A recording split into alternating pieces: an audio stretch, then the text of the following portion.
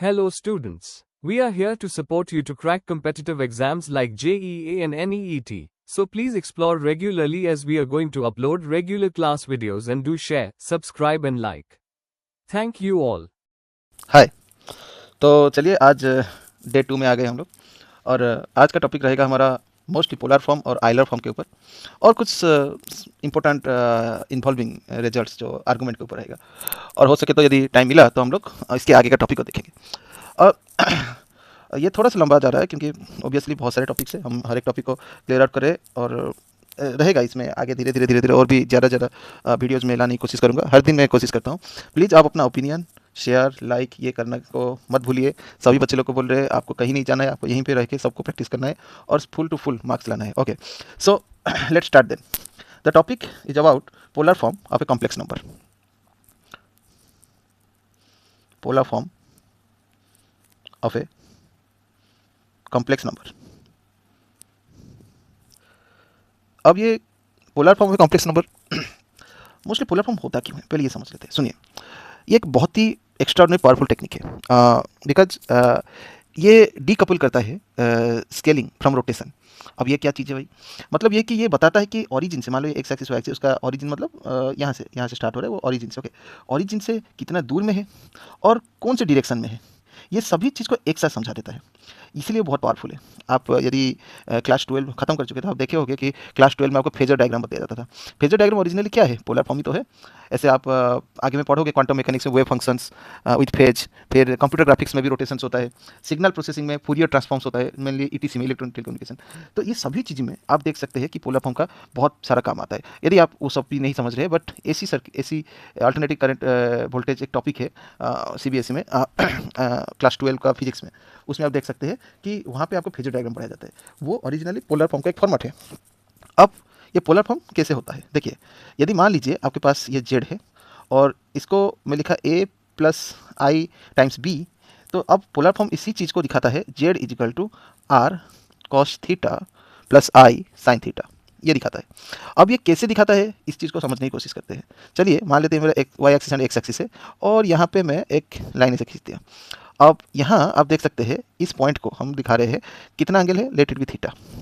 अब यदि मैं इस चीज़ में थोड़ा सा ऐसे लाइनिंग करूँ, समझाने की कोशिश करूँ, तो आप जैसे रिजोल्यूशन निकाल रहे थे कि हम फिजिक्स में, उसी तरह का बात है। पहले बात है यहाँ से यहाँ तक हम इतना तक जानते हैं ये ए है, इतना तक हम जानते हैं क्या है, बी है ना, ये जो डिस्टेंस है। तो अब ये पार्ट क्या होगा, तो फिर ऑब्वियसली हाइपोटेनियस मतलब पाइथागोरियन फॉर्मूला लगाते हैं और उसका वैल्यू क्या होता है, a square plus b square का स्क्वायर रूट। ओके, और इसी को हम एक नाम दिया, that is called r. Okay, तो अब ये जो आर है ये ओरिजिनली होता क्या है? ओरिजिनली ये आर मतलब जे मॉड ऑफ जेड है और कुछ नहीं। ओके, तो इसको कोई आर के बदले मॉड ऑफ जेड भी लिख सकते हैं। और उसके बाद क्या है, यदि ये आर हो गया तो हम इस बी को आर के नाम से यदि बदले तो कैसे बदलेंगे, b into r by r. तो आर को इधर लेके आइए, बी को इधर लेके आइए, तो क्या होगा, r b divided by r, है ना। तो क्या हो रहा है, अभी देखिए क्या हो रहा है। हम जानते हैं थीटा के सामने वाला साइड को परपेंडिकुलर होते हैं, तो परपेंडिकुलर डिवाइडेड बाय आर मतलब हाइपोटेनियस है ना, ये 90 है ना, तो हाइपोटेनियस है। हाइपोटेनियस परपेंडिकुलर रहने से क्या होगा, परपेंडिकुलर डिवाइडेड हाइपोटेनियस क्या होता है, साइन, और ये एंगल है थीटा। सिमिलरली ए को भी आर में बदल देते हैं, तो कैसे करेंगे, फिर वही करेंगे, ए इंटू आर बाई आर। फिर ऐसे ही आर इधर ले आइए, ए बाई आर कर दीजिए।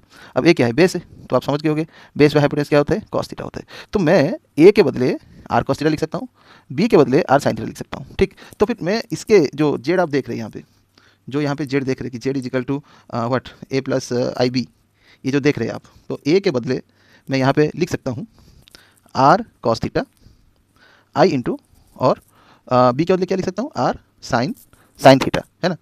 अब आप समझ गए होंगे कि आर कॉमन आ जाएगा तो बचेगा क्या, cos theta plus i sine theta. ठीक, तो इसी तरह ये चीज़ बना है। ओके, इस तरह हम इसको समझा पाते हैं। चलिए एक दो एग्जांपल ले लेते हैं इसका, फिर हम इसके आगे बढ़ जाते हैं। ठीक है, मान लेते हैं कि आपको दिया है एग्जांपल में Z is equal to -1 plus i, और बोल रहा है इसको आप बताइए किसमें, पोलर फॉर्म में दिखाइए। तो क्या करना है, आपको पता है जेड इज इक्वल क्या लिखना है, r cos theta plus i sine theta, है ना। इसका मतलब आपको थीटा चाहिए और आर चाहिए। ओके, तो क्या करेंगे, पहले आर निकाल लेते हैं। तो यदि आर निकालेंगे तो r is equal to what, -1 square, इसके पास कुछ नहीं मतलब इंटू 1 है ना, तो 1 का स्क्वायर, यहाँ पे स्क्वायर रूट हो गया, कितना मिल गया, स्क्वायर रूट मिल गया, आर का वैल्यू मिल गया हमको, काम खत्म। अब थीटा कैसे निकालें, तो ऐसे अलग अलग भी कर सकते हैं, बट एक शॉर्टकट तरीका भी है। तरीका क्या है, जैसे हम क्लास फिजिक्स में करते हैं, डायरेक्शन ढूंढते हैं, ऐसे डायरेक्शन ढूंढने का तरीका है, क्या है, टैन थीटा निकाला जाता है। ओके, टैन थीटा, तो टैन थीटा का अब बोले कैसे निकाले, चलो एक्स एक्सिस वाई एक्सिस बनाते हैं, ठीक है, मेरे साथ आप लोग ट्राई करिएगा, सभी कॉपी पेन रखे रहेगा करते समय, नहीं तो फिर सो जाना है, वही प्रॉब्लम है, तो उसी हिसाब से करना है। तो पहले बात है, ये -1 है, तो ये हमारा एक्स एक्सिस की तरफ है, related with this one is -1, और ये 1 आई है, तो ये हो गया 1, ठीक। तो इसका मतलब यदि मैं इसको जोड़ दूँ, इस तरह जोड़ दूँ, तो मुझे क्या मिल रहा है यहाँ पे, ऐसे जोड़ने से ये वाला पार्ट मिल रहा है ना, ये तो ये वाला पॉइंट, ठीक। तो ये एंगल कितना होगा, थीटा। तो इसको निकालेंगे कैसे, ये एंगल को, तो ट्रिक क्या है, ये सेकंड क्वाड्रेंट में है, तो बहुत सारे लोग आर्गूमेंट का तरीका पढ़ चुके हैं, तो मैं बार बार बताने की ज़रूरत नहीं। ये मेरा हो गया अल्फ़ा, ये हो गया अल्फ़ा, सॉरी ये हो गया अल्फ़ा, ओके। तो फिर अब क्या करेंगे, pi theta is equal to pi minus alpha कर देंगे, तो हो जाएगा काम, है ना, ठीक। तो पाई माइनस अल्फ़ा मतलब क्या है, हम इसको ऑलरेडी कर चुके हैं एक बार आर्गुमेंट निकालते समय, ठीक है। जिसको याद नहीं है वो ट्राई याद करके देखिए, ओके। तो पाई का वैल्यू पहले होता है टैन अल्फ़ा कितना हो रहा है, हमको तो इसमें मालूम नहीं है, तो पहले टैन अल्फ़ा निकाल लेते हैं।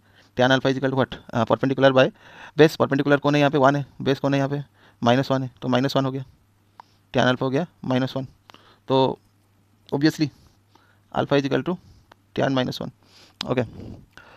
ऐसे दिखा सकते हैं, बट आपको पढ़ाया गया था, क्या पढ़ाया गया था, इसको मॉड में ले लेना, है ना, तो इसको मॉड में ले लेते, तो क्या मिला मुझे अल्फ़ा का वैल्यू, ऑब्वियसली टैन -1, टैन 1 लिखेंगे अभी, टैन 1 क्या होता है 45 डिग्री, ठीक। तो थोड़ा नीचे कर देते, 45 डिग्री, तो 45 कितना होता है π/4 है, तो ये क्या हो गया 3 π/4, सही है, थीटा मिल गया अभी। तो इस तरह आपको करना है, हाँ, जो भूल गए फिर से देखे, याद रख के आना है, हाँ। तो अब हो गया काम इसका, तो देयरफॉर क्या लिख सकते हैं, जेड इजिकल टू आर की जगह √2, और ये 3 π/4 है, तो 3 π/4 को क्या करें, किस तरह इसको लिखेंगे, सिंपल सा बात है, इसको हम लोग इस तरह लिख सकते हैं, कॉस 3 π/4 और प्लस आई साइन 3 π/4, ठीक है। तो इस तरह हम लोग कर सकते हैं, सही है। ये रहा हमारा एक टेक्निक जो हम बता पाए कि कैसे कोई चीज़ का पोलर फॉर्म दिखा सकेंगे, ओके। तो आई होप आपको क्लैरिटी आया होगा कि कैसे करना है। ऐसे चलिए इसके आगे बढ़ते हैं। तो पोलर फॉर्म का ये छोटा सा कंडीशन हमको पता चला। अब आते हैं कि तो अब आते हैं इसके आगे का एक टॉपिक में, ठीक है।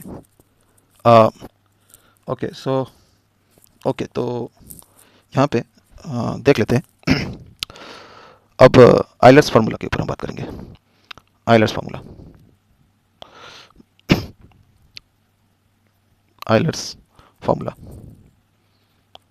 आइलर्स फार्मूला मोस्टली इसका मतलब कॉम्प्लेक्स नंबर के साथ क्या संबंध है और हम इसको पढ़ते क्यों हैं आइलर्स फार्मूला को। देखिए आइलर्स फार्मूला एक ऐसा चीज़ है जो एक पूरा यूनिफाई कर लेता है, ओके, ट्रिगोनोमेट्री को, कॉम्प्लेक्स नंबर को और एक्सपोनेंशियल फंक्शन को एक जगह, इसीलिए ये बहुत इंपॉर्टेंट है, ओके। एक छोटा सा जगह में इसको यूनिफाई करके रख देता है। अब इस चीज़ को हम अलग अलग तरीके से दिखा सकते हैं, पहले सिंपल तरीके से देखने की कोशिश करते हैं। मैं कोशिश करूँगा थोड़ा सा और हायर मैथमेटिक्स में जाने की, बट जितना जरूरी है उतना ही जाएंगे हम, ओके। सो कैसे पोलर फॉर्म एक्सपोनेंशियल फॉर्म में दिखाई देता है, ओके। देखिए यहाँ पे यदि मैं लिखता हूँ z is equal to what a+ib, और फिर इसी को यदि बदल के लिख देता हूँ z is equal to r cos theta plus i sine theta, तो इसी चीज़ को मैं ऐसे भी लिख सकता हूँ। तो ये पोलर फॉर्म है ना, ये पोलर फॉर्म है। तो इसी चीज़ को मैं और एक तरीके से लिख सकता हूँ, r times e to the power i times theta. अब ये है आइलर फॉर्म, ओके। अब आप बोलेंगे थोड़ा कुछ एग्जांपल देखने से समझ में आ जाएगा, तो चलिए एक एग्जांपल ले लेते हैं। जैसे कि मान लेते हैं हम Z is equal to what 3 + 4i, ऐसे ले लेते हैं। तो ऑब्वियसली आर का वैल्यू क्या हो जाएगा, 3 का स्क्वायर प्लस 4 का square and there is square root, that is what 5, है ना, ओके। अब आर का वैल्यू मिल गया अभी। अब हम क्या करेंगे, थीटा को निकालना है ना, तो दोनों तो पॉजिटिव है, तो ऑब्वियसली वो यहाँ पे ही रहेगा, है ना, फर्स्ट क्वाड्रेंट, तो कुछ सोचना नहीं है। डेट थीटा का वैल्यू क्या होगा, tan inverse 4/3, okay, tan inverse 4/3। अब टैन इनवर्स 4/3 यदि हम देखें तो हमें दिखाई देगा क्या कि ओके, इसको निकाल लेते हैं टैन इनवर्स 4/3 होने से। सो टैन इनवर्स 4 / 3, ओके। तो आपको मिल रहा है कितना यहाँ पे इतना वैल्यू मिल रहा है। ओके 4/3 जो है इसको यदि रेडियन में बदल दे तो इसका वैल्यू है 0.92729521 ओके। तो मैं इसका वैल्यू लिख सकता हूँ theta is equal to almost okay 0.92729518 okay. तो ये मेरा आर थीटा का वैल्यू मिल गया, आर का वैल्यू मिल गया। अब फॉर्मूला तो आप जानते ही r into e to the power i into theta. तो क्या लिख सकते हैं अभी, तो therefore Z is equal to क्या हो सकता है आर की जगह 5 है ना, 5 ई टू द पावर आई और आई के बाद क्या है 0.92729518 ओके। 9272 इतना ना, 93 भी लिख सकते हैं 93 ओके, ऐसे कर देते हैं। तो हमको इतना वैल्यू मिल चुका है ओके। अब देखिए यदि मैं इसको जेड स्क्वायर करता हूँ तो कितना जल्दी हमको मिल जाता है, मतलब अभी स्क्वायर करेंगे तो कितना लंबा जाता है, बट यदि मैं मान लो ऐसे जस्ट एक एग्जांपल दिखा रहा हूँ कि कितना फायदा होता है। मान लीजिए if Z square it is, तो मैं क्या करता हूँ यहाँ 5 का स्क्वायर 25 हो गया ई आई है ना। अब इसके साथ 2 इंटू कर देंगे, तो यदि इसके साथ 2 इंटू कर देंगे इंटू चलो ऐसे कर दें 93 ओके, 93 टू जा 186 तो 1.86 है हो गया। कितना जल्दी हो गया, कुछ ज़रूरत ही नहीं है, कोई काम करने की जरूरत नहीं, धड़ा से हो गया ओके। तो इतना इजीली ये हो सकता है, ये फ़ायदा है इसमें ओके। इस फ़ायदा पाने के लिए हम इसको निकालते हैं ओके। अब इसका पीछे में मतलब इसका डेरिवेशन अलग अलग तरीके से होता है। एक सिंपल डेरिवेशन रहता है जिसका हम यूज करते हैं ज़्यादातर, इसको 3 independent derivation of Euler's formula बोलते हैं। बता देता हूँ थोड़ा सा okay. 3 independent derivations of Euler's formula. याद रखें आप जितने भी ये जो क्लासेस है उसका जो मैं लिख रहा हूँ वो आपको डिस्क्रिप्शन सेक्शन में मिल जाएगा, ये नोट्स मिल जाएगा, आप उससे भी लिख सकते हैं बाद में या प्रिंट आउट कर सकते हैं, अपने ऊपर है ठीक है। तो देखिए तो इसको टायलर सीरीज से करवाते हैं ओके। तो the Tyler series for the exponential function around what 0 is e to the power omega is equal to, let it be w okay, summation of k is equal to 0 to infinity w to the power k divided by k factorial। तो ये उसका formula होता है, यदि आप देखेंगे ये उसका फॉर्मूला होता है। अब आप बोलेंगे तो फिर ई आई थीटा का क्या लिखेंगे, तो फिर देयरफॉर हम ऐसे लिख सकते हैं ई आई थीटा, मतलब डब्ल्यू की जगह ई आई थीटा लिख रहे हैं तो क्या होगा summation k is equal to 0 to infinity डब्ल्यू जगह क्या लिखेंगे i theta divided by k factorial to the power k okay. तो इस तरह हम इसको लिख पाते हैं ओके। तो अब हम इसको सेपरेट करते हैं with even and odd power okay. तो फर्स्ट रियल पार्ट के बारे में बात करेंगे ओके। तो रियल पार्ट में हमारा क्या था, कॉस थीटा था, याद है तो मतलब ए आई बी जो था ना, ए की जगह कॉस थीटा लिखते थे हम है ना, वही के बारे में बात कर रहा हूँ। तो for real part where even is k okay. तो इसका एक ये एक प्रकार का सीरीज है, इसको याद रखने से आप दिखाई देगा। यदि मैं इसमें क्या रियल पार्ट में के 0 से शुरू हो रहा है तो 0 तो एक इवन नंबर होता है ना, तो के की जगह 0 लिखेंगे तो टोटल पार्ट क्या हो गया, 0 का फैक्टर 0 ऐसे लिख रहे हैं ना मैं i theta divided by 0 factorial to the power 0 plus i theta to the power 2 divided by 2 factorial plus i theta divide to the power 4 divided 4 factorial है i theta to the power 6 divided by 6 factorial ठीक है, ऐसे ये जा रहा है। तो अब इसको यदि आप सॉल्व करेंगे तो आपको क्या मिल रहा है, ये हो गया 1 हो गया है ना, और ये आई का स्क्वायर क्या -1 तो minus theta square divided 2 factorial ठीक। फिर ये आई का 4 हो गया तो 1 हो गया फिर से, तो खाली रहेगा theta to the power 4 factorial है ना। फिर आई का पावर फिर से माइनस हो गया यहाँ पे, तो theta to the power 6 divided 6 factorial. अब ये किस तरह दिख रहा है, यदि आप अच्छे से याद करेंगे तो लिमिट में आपको एक चीज़ पढ़ाया गया था ओके। तो उस समय आपको दिखाया गया था कि ये किस तरह दिखाई दे रहा है, अभी वो दिखाई दे रहा है ओरिजिनली कॉस थीटा का मतलब एक्सटेंडेड वर्सन ओके। इसको यदि सॉल्व करेंगे तो आपको कॉस थीटा मिलता है। सिमिलरली ये ओरिजिनल एक सीरीज है, इसको अभी आप याद भी रख सकते हैं और प्रैक्टिस करने से हो जाएगा ठीक है। और सिमिलरली फॉर इमेजिनरी पार्ट यदि आप देखेंगे तो हम और के बारे में बात करेंगे ठीक है। तो और के बारे में देखने से आपको वही आई को मतलब ऐसा है ना, और मतलब क्या वही आई थीटा बाय 1 का factorial plus i theta square divided by 3 का factorial plus i theta to the power 5 divided by 5 का फैक्टोरियल है ना, ऐसे वो चलता जाएगा। तो अब इसको यदि सॉल्व करेंगे तो क्या मिलेगा, चलिए मैं करके दिखाता हूँ यहाँ पे। आई को कॉमन ले लेते पहले okay.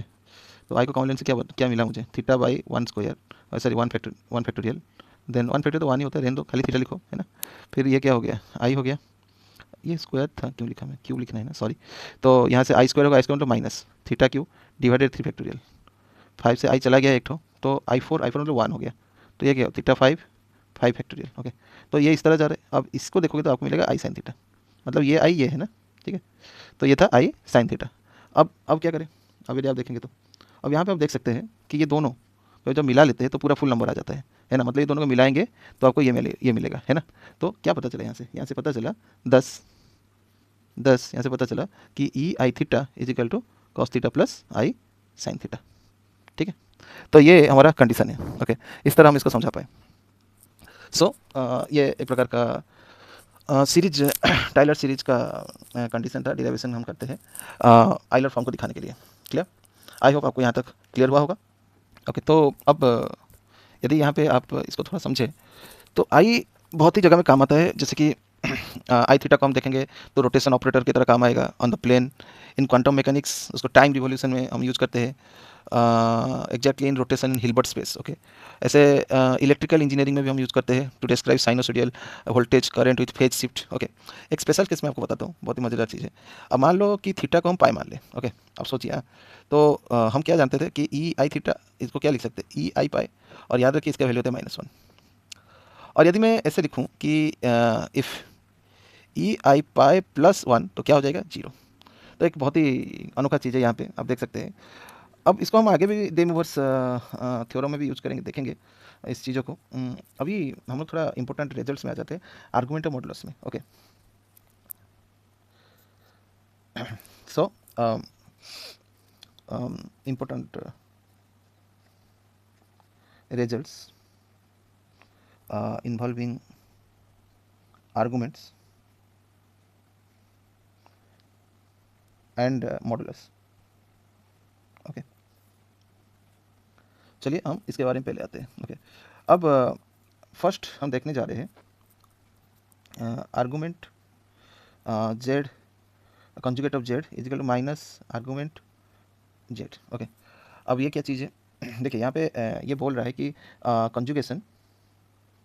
conjugation reflects the complex number over the real axis,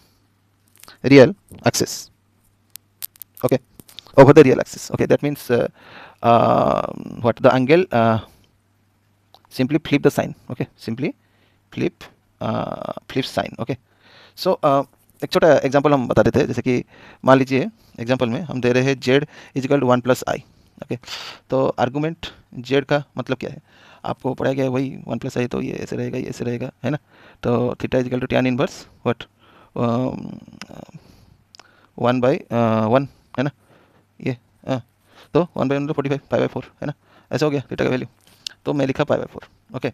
तो जब मैं इसको कंजुगेट करता हूँ तो 1 माइनस आई हो जाता है, तो ये जो आर्गूमेंट होता है वो कुछ -π/4 हो जाता है, ओके। तो आप कर भी सकते हैं, ऐसा कोई बड़ी बात है नहीं। माइनस आई का मतलब क्या है, ऐसे हम लिखेंगे तो ये 1, देखो ये हो गया पहला थीटा जो π/4 था, कौन सी डायरेक्शन, इधर, तो इधर जाएगा तो इधर जा रहे हो तो -π/4 है ना। तो ये चीज़ आपको दिखा रहा है, मतलब फ्लिप कर जाता है, ठीक है, फ्लिप कर जाता है। तो वही है कि ये माइनस में दिखा रहे हैं ना। अभी क्लैरिटी आया होगा, ओके। चलिए और एक पॉइंट में आ जाते हैं, second point. Argument z1 into z2 is equal to argument z1 plus argument z2 plus 2k pi, okay, ठीक है। Where k, let me write it here, where k chosen to keep result in principal range, okay,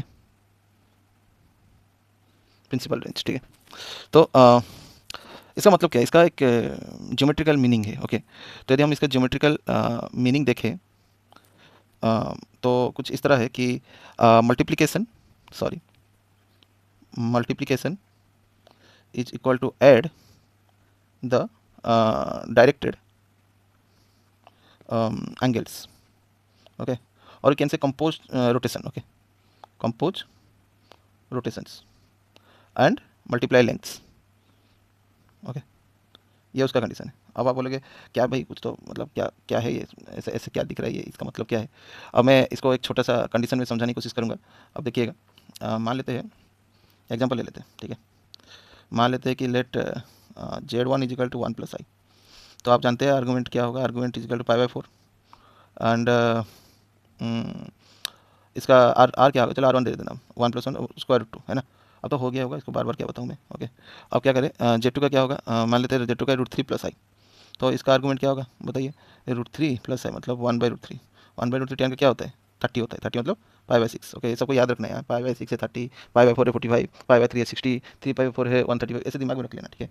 ऐसे ऐसे practice कर लो। Okay, R2 का value क्या है, 2 है, root 3 का स्क्वायर 3 प्लस 1 2। ओके, तो हमें ये सब मिल गया। अब हम आते हैं sum of argument. Okay, sum of argument तो क्या होगा, π/4 प्लस π/6। तो 6 4 4 6 2 2 2 4 2 3 4 3 12। ओके, तो आपको मिल गया 12, 12 4 3 3 पाई 2 पाई, हाँ। तो कितना मिल गया, 5 pi by 12। Okay, 5 pi by 12 किसको बोलते हैं, 5 पाई बाई 12 यहाँ पे लिख दे रहा हूँ। 5 पाई बाई 12 मतलब 180/पाई है। पाई कट गया, 12 से काट दो, 12 12 6 12 5 50 15 5 75। ओके, 75 डिग्री, ठीक है, ये आपका मिल गया। अब आते हैं प्रोडक्ट में, ठीक है।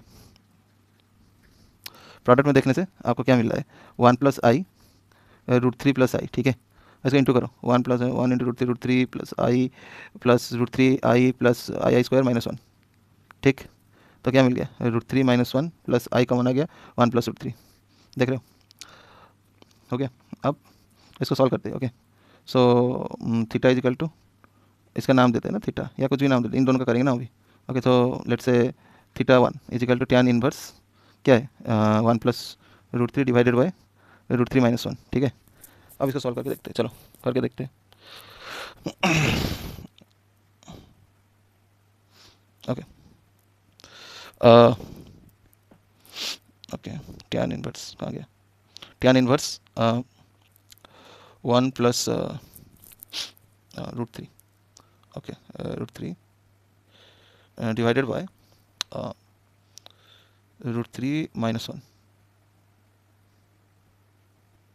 ओके, ठीक है, रेडियन ने बदल दी, कितना आया यहाँ पे हमारा 75 डिग्री हो गया, ठीक है। सो तो अभी आपका ये वैल्यू आपको मिल गया ना, ये सब रेडियन में है ना, इसको डिग्री में बदल के से आया है, ठीक है। तो सेम आया, मतलब सही है भाई, है कि नहीं, यही चीज़ बताया गया यहाँ पे। चलिए अब आते हैं इससे आगे और एक पॉइंट में, कौन सा और 2 3 में आ जाते हैं, ठीक है। Argument Z1 into Z2, argument Z1 plus argument Z2 plus okay wait, और argument Z1 into the conjugate of Z2 is equal to argument Z1 minus argument Z2। Okay, अब इसको भी आप इसी तरह कर सकते हैं जैसे इससे पहले किए, आपका ये होमवर्क है। Okay, this is homework DIY, आपने से ट्राई करो, कोशिश करना है, अपने से लेना है और करना है, ठीक है। चलिए और एक तो देख लेते हैं, सेम चीज़ है तो क्या बार बार क्या होता है। अब क्या, okay, argument Z1 divided by Z2 is equal to argument Z1 minus argument Z2 plus 2 के पाई। ओके, अब वही यहाँ पे क्या क्या बोल रहे हैं वो डिवीजन के बारे में। इससे पहले क्या था, मल्टीप्लिकेशन था, इससे पहले वाला क्या था, मल्टीप्लिकेशन था। देखो कहाँ गया, मल्टीप्लिकेशन था, है ना। अभी इस बार डिवीजन आ गया। तो यहाँ पे हम क्या कर रहे हैं, ओरिजिनली यहाँ पे हम कर रहे हैं division is equal to multiply by reciprocal, है ना। And what, reciprocal of Z2 has argument, okay, minus argument Z2 and modulus 1/Z2। Okay, क्या है ये, मतलब ओके चलिए एक छोटा एग्जांपल ले लेते हैं, आपको पूरा क्लियर हो जाएगा। देखिए मान लेते हैं यहाँ पे वही Z1 को ले लेते हैं 1 प्लस आई, Z2 को ले लेते हैं √3 प्लस 1 सॉरी आई, है ना। तो अब इसका आर्गुमेंट आप जानते ही है, तो क्या होगा Z1 divided by Z2 1 plus i by √3 plus i. Okay तो अब इसको आप कैलकुलेट करोगे, ठीक है। तो कैलकुलेट करने से आपको क्या मिलेगा, सॉल्व करके देखिए, इसको सॉल्व करके देखने से आपको समझ में आ जाएगा। क्या वही √3 माइनस आई, √3 माइनस आई, फिर वही सॉल्व कर देंगे तो ये √3 क्या हो जाएगा 3 का स्क्वायर, मतलब 3 है माइनस आई का स्क्वायर किया -1 दैट इज +1, ठीक है। और यहाँ पे 1 √3 फिर वही माइनस आई फिर प्लस √3 आई फिर माइनस आई का स्क्वायर माइनस 1 का स्क्वायर +1, ठीक है। ऐसा हो गया, तो क्या करें, तो √3 + 1 और ये क्या हो गया, आई कॉमन ले लेंगे माइनस करके, तो क्या मिला √3 - 1 डिवाइडेड बाय 4, ठीक है। तो अब इसको आर्गुमेंट करेंगे तो क्या होता है उसको देखना पड़ेगा। ओके तो इसको तोड़ देते हैं ना पहले, √3 + 1/4 माइनस आई √3 - 1/4, ठीक है। अब क्या करें, आर्गुमेंट ऑफ Z1/Z2, तो वही करने से इसका निकलेगा क्या, tan इनवर्स ये माइनस है ना, तो माइनस √3 - 1/4 और ये 4 कट जाएगा बाद में, √3 + 1/4। ओके तो यहाँ पे 4 कट गया, ठीक है। तो बचा क्या यहाँ पे tan इनवर्स माइनस है ना, अब माइनस को क्या करेंगे, माइनस को बाहर ले लेते हैं, ऐसे रहने देते डायरेक्ट कर देंगे, -√3 - 1 डिवाइडेड बाय √3 + 1, ठीक है। चलिए इसको देख लेते हैं यहाँ पे क्या आ रहा है, मतलब सही भी जाना है ना। तो √3 - 1 डिवाइडेड +1, √3 - 1 √3 + 1 और यहाँ पे डालेंगे एक और, तो ये हो जाएगा माइनस, ठीक है। कितना आया 15 डिग्री, ठीक है। अब ये 15 डिग्री आया ना, चलिए अब इसी तरह दूसरा वाला पार्टी को देख लेते हैं, मतलब ये है क्या, यहाँ पे argument Z1 minus argument Z2, तो सिमिलरली आर्गुमेंट Z1 पहले इसको निकाल लेते हैं। तो Z1 कितना था हमारा 1 + आई, ओ तो अभी थोड़े 1 + आई का तो निकाल ही थे थोड़ी देर पहले, कहाँ गया 1 + आई क्या है π/4, डाल लिखिए π/4 यहाँ पे, ठीक है।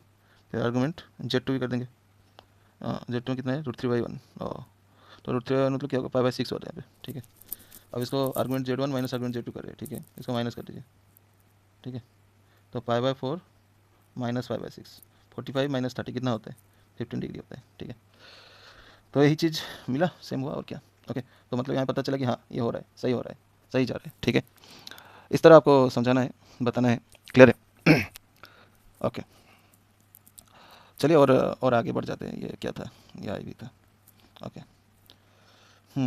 अ,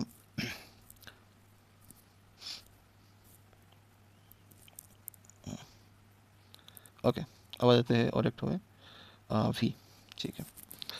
अब भी में हम ये देखना चाहते हैं कि Z1 + Z2 का mod equal to Z1 - Z2, where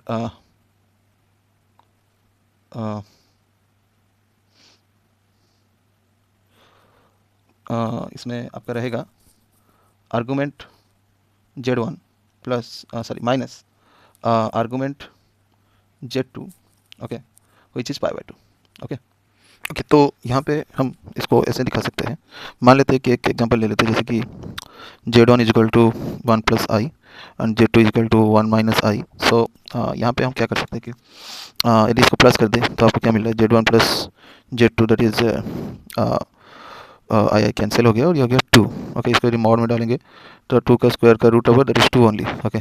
फिर Z1 = 1 + I and Z2 = 1 - I, so minus करने से ये हो गया माइनस एंड प्लस, ओके।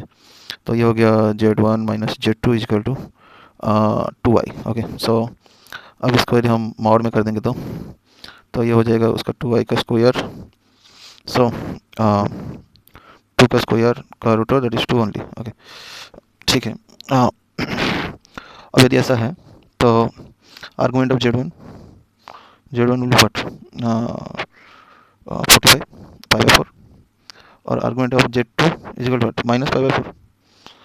तो ये हो गया, ऐसे एक्स एक्सिस वाई एक्सिस कर लेते हैं, this is pi/4, this is minus pi/4। Okay, so अब यदि मैं इसको करूँ कि argument Z1 minus argument Z2 तो आपको क्या मिलेगा, pi/4 minus minus pi/4 that is pi/2। Okay, this is the condition. तो इस तरह हम इसको दिखा सकते हैं। ओके, सो इसको हम ऐसे बता सकते हैं कि two vectors from origin from A right angle if in the parallelogram they form the diagonals, okay, and equal the length precisely when the sides of the perpendicular like diagonals of rectangle become equal। okay, actually rhombus diagonals are perpendicular. Okay, ऐसे हम दिखा सकते हैं। सो हो जाएगा, कोई बात नहीं, इसको इस तरह समझने से भी क्लैरिटी आ गया होगा। ओके, अब देख लेते हैं इसके आगे। ओके, तो और एक तो देख लेते हैं इसके आगे। ये कौन सा नंबर था, वी। Okay, VI। सो इसमें हम देखने जा रहे हैं कि मान लीजिए आपको दिया है Z1 plus Z2 is equal to Z1 mod of Z1 plus mod of Z2 when the argument of Z1 is equal to argument of Z2। Okay, ऐसा है। जबकि if Z1 is equal to R1 cos theta 1 plus I sin theta 1 and Z2 is equal to R2 cos theta 2 plus I sin theta 2। Okay, ऐसा है। So where R1 is equal to Z1 and R2 is equal to mod of Z2। Okay, तो हम इस तरह इस चीज़ को दिखा सकते हैं। तो अब इसको यदि हम लोग कोशिश करेंगे समझाने की तो इस तरह बता सकते हैं इसको। क्या करेंगे कि एक छोटा एग्जांपल ले लेते हैं जिसमें क्लैरिटी आएगा कि इसका होगा क्या। ओके, लेट्स सी, दिखा देते हैं, एग्जांपल में दिखा देते हैं। तो मान लेते हैं आपको दिया है, ओके, एग्जांपल में Z1 is equal to 3 plus 4I that is, तो फिर इसका R1 कितना होगा भाई, 3 का स्क्वायर 4 का स्क्वायर 5 हो जाएगा, रूट ओवर मतलब 5 हो जाएगा, 5 एंड थीटा 1 क्या होगा, tan इनवर्स 4/3। ओके, 4/3 मतलब आप इसको सॉल्व भी कर सकते हैं। तो यहाँ पे कर देते हैं। सो tan inverse 4 divided by 3। Okay, so this is 53.13 degree. Okay, तो इस तरह हो रहा है। अब इसी तरह आप यदि Z2 को देखेंगे तो Z2 का वैल्यू है 6 प्लस 8I, जबकि R2 हमारा क्या होगा, 6 का स्क्वायर 8 का square that is 36 plus 64 let's say 10। So theta 2 हम करेंगे तो वही सेम होगा, दैट इज़ 53.13। ओके, लाइक या 53.13, क्योंकि 10 बाई मतलब 8/6 काटने से 4/3 होता है। ठीक है, तो सेम एंगल आएगा 53.13 डिग्री। ओके, सो यहाँ पे सेम एंगल है। तो यदि मैं लिखता हूँ कि सेम एंगल क्यों है, मैं अभी बताया था, ये सेम होना चाहिए। अब मैं इसको करता हूँ। ओके, तो यदि हम लिखते हैं कि Z1 प्लस Z2 तो that is what 3 plus 6 9, 4 plus 8 12I।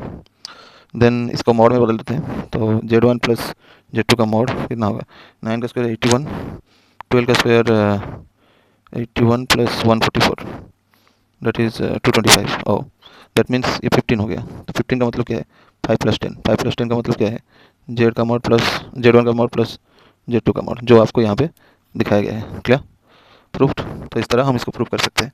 Okay, so अब ओके, तो और एक कंडीशन में आ जाता है, जैसे कि ये कौन सा नंबर था, VI। Okay, VII।